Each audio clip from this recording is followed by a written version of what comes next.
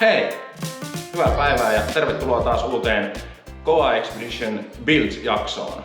Tänään meillä on torvisoittoa, tai itse asiassa oikeasti snorkeliasennus Land Cruiseriin. Ja tää on ollut itse asiassa asia, mitä olen halunnut aika pitkään tehdä, niin asentaa snorkelin. Siinä on 3 semmoista ehkä niinku pääetua.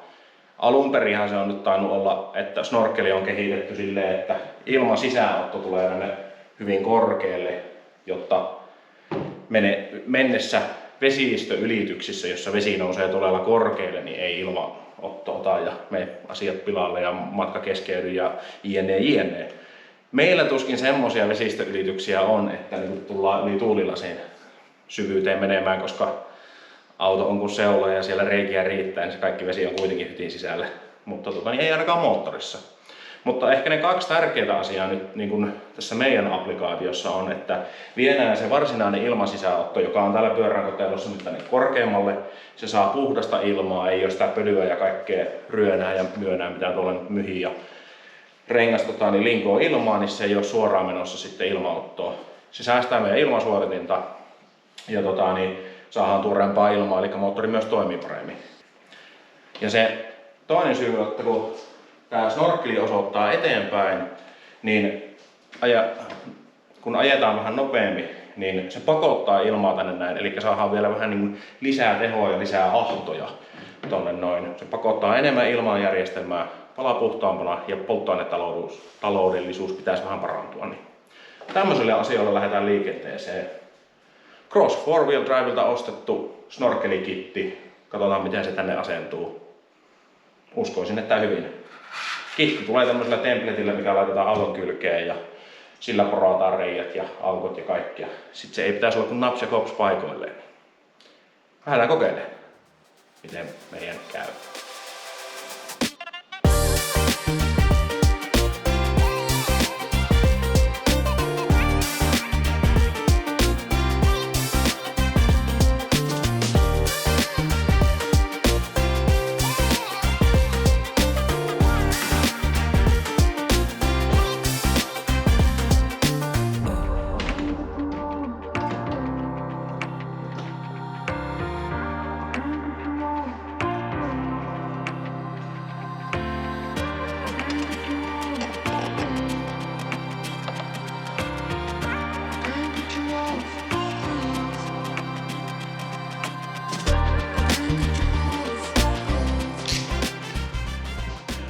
Jees, eli aloitetaan sillä, että otetaan tää ilmasuodatin kotelo täältä pois ja puretaan tää vanha kalusto. Toivottavasti meidän ei tarvii kylkiä ottaa pois ja näyttää siltä, että ei tarvii vanhan ilmasisäänottokotelon pänkääminen pois. Sieltä voi olla tiukkaa, mutta eikö se onnistu. Mut ruvetaan purkaa ja katsotaan mihin ja kuinka pitkälle päästään.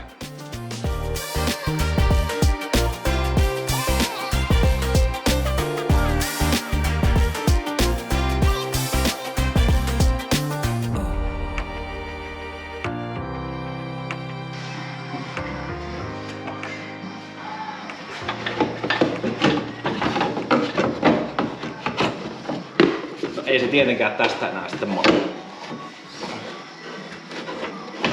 Mahtu se sittenkin.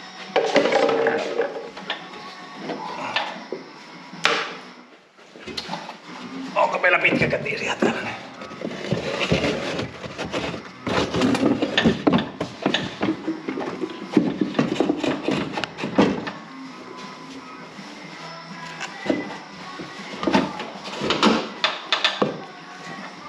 Tää on kyllä hienosti suunniteltu. Ai että, miellyttävää kun osat tulee helposti pihalle.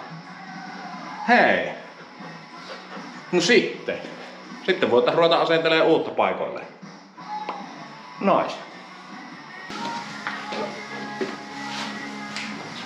Tuohon tulee niinku iso reikä. Osimoilleen näin. Se aika lähelle pitäisi tolleen mennä. Line up with top of fenderhän tuossa lukee isolla. Lukiko joku tätä ohjetta jossain välissä?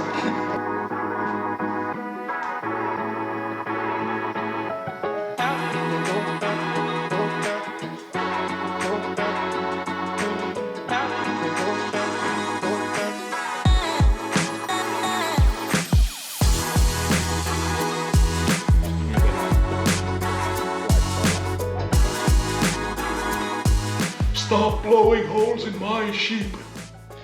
Joo, nyt on se jännä vaihe, että joutuu porailemaan reikiä ja oletetaan, että reijät on oikealla kohdalla. On ne. Mehän tehdään tarkkaa työtä. Hyvää yritetään ja täydellistä tulee. Mutta niin, templateista otettu paikat, mihin tulee reijät. Ne tästä näin. Porahtaa ja sitten testataan. Eiköhän se osu ihan paljon.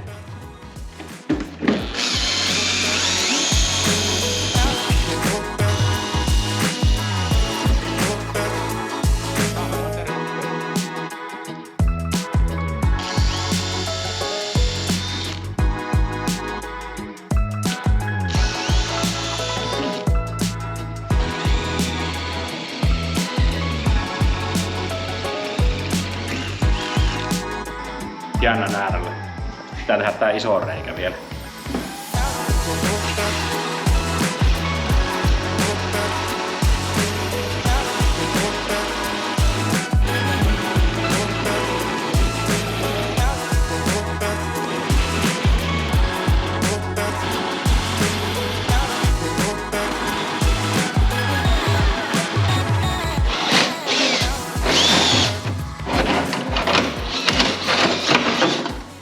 Se tippui siitä.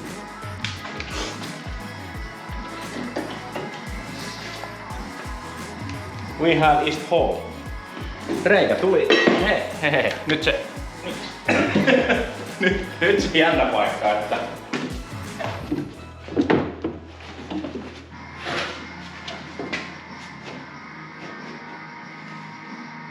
Osimoille. Tietenkään.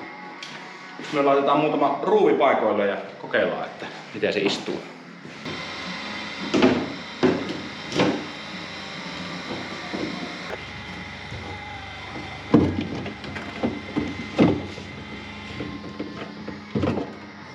No niin.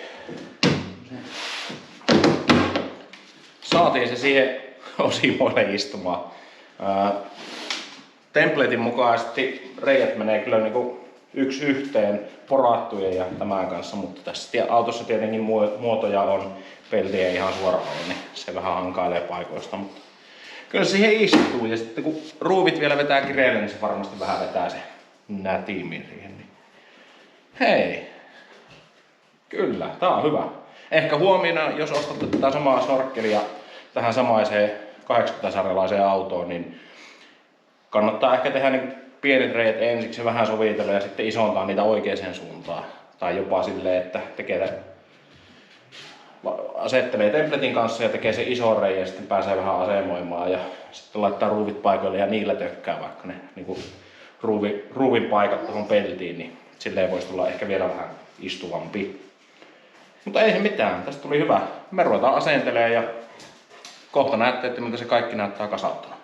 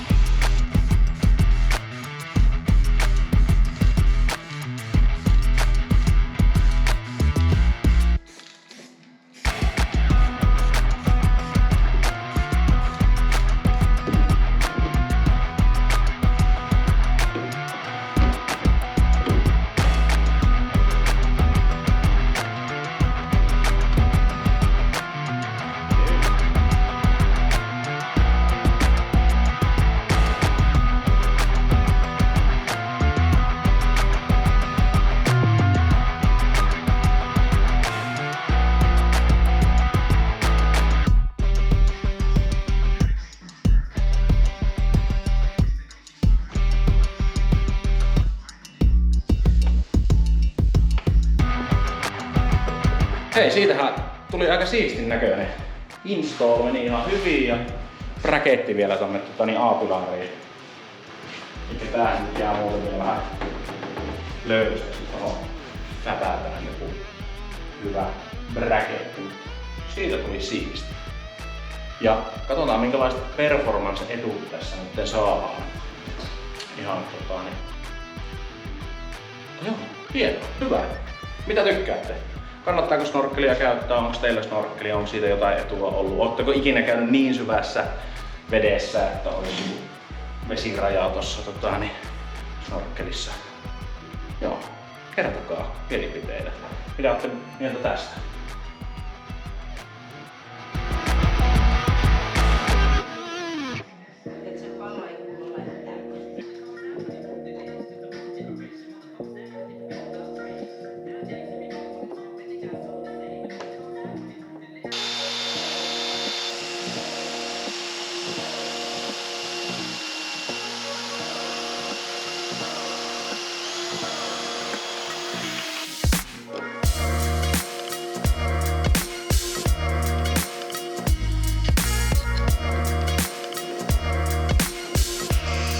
Tehdään tähän tämmönen custom braketti, niin tuossa aikaisemmin mainihin, niin ei tarvii sitten tänne A-pilarin ulkopuolelle tehdä reikiä, vaan taitetaan tämmönen S-palaa ja laitetaan tänne sisäpuolelle, niin ei oo sitten vedet pääsemässä sisälle.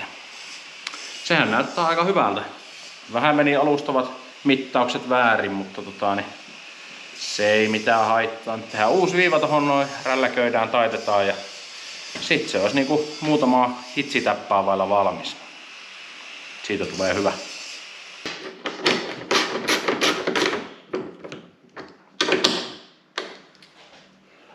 Noin. Braketti saatiin tehtyä. Siitä tuli todella hyvä. Nyt karmiin laitetaan niittimutteri ja sitten M6 ruuveilla. Niin ei ole muuta enää tehtävänä kuin niitten reikien teko, niittimutterien puristus ja ruuvit kiinni. No, braketti pitää maalata, mutta tästä tulee todella hyvää ja se pitää kyllä niin jäykkänä tämä, että se ei tärise eikä mitään. Olen äärimmäisen tyytyväinen tähän. Ja shout out Workshop to Wilderness YouTube-kanava. Sieltä tämä idea on kopioitu täysin. Joo, propsit. Oliko nyt mikä Mike? Niin, Mike, se tyypin nimi nyt niin. Laitetaan vaikka linkki, mihin yläkulmaan sen tuleekaan sen kanavalle, niin käykää tsekkaa. Sillä on todella hyviä videoita. Rakentelee jeeppiä. Joo, ei muuta kuin viimeistelyä vaan.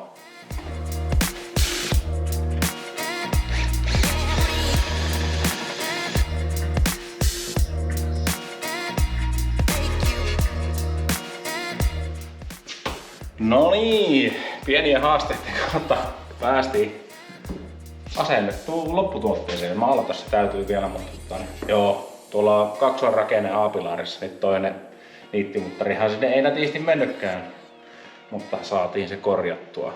Tää on kyllä nyt jykevästi siinä kiinni ja hienosti menee ovi kiinni ja tiivisten väistää ja on hyvin tilaa joka puolella. Niin olen kyllä todella tyytyväinen tähän. Hei, valmista tuli.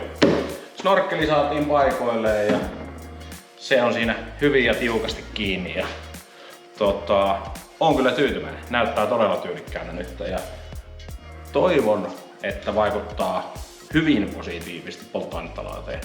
Eihän iso ero tule olemaan varmaan, mutta niin kuitenkin kaikki on kotiin päin tämmöisellä isolla dieselikoneella olevalla autolla.